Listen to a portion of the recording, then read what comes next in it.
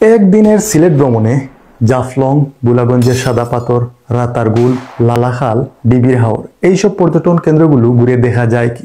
এই একটি প্রশ্ন সবাই আমাকে করেন। হ্যাঁ, একদিনের ভ্রমণে আপনারা কিন্তু চাইলে এই সবগুলো স্পট ঘুরে দেখতে পারবেন, তবে সেক্ষেত্রে কিন্তু আপনাদের খরচ একটু বেশি পড়বে এবং এই ট্যুরটা আসলে একটু উড়াদোড়া ট্যুর হয়ে যাবে।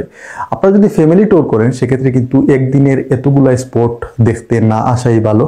ফ্যামিলি ট্যুরের ক্ষেত্রে কিন্তু একদিনে এতগুলো স্পট কভার করা একটু কষ্টের হয়ে যাবে। আর যদি আপনারা ইয়ং হন বা আপনাদের গ্রুপ মেম্বাররা যদি সবাই মনে করেন যে স্টুডেন্ট হয়ে থাকে, সেক্ষেত্রে কিন্তু আপনারা একদিনে এই সবগুলো স্পট ঘুরে দেখতে পারবেন।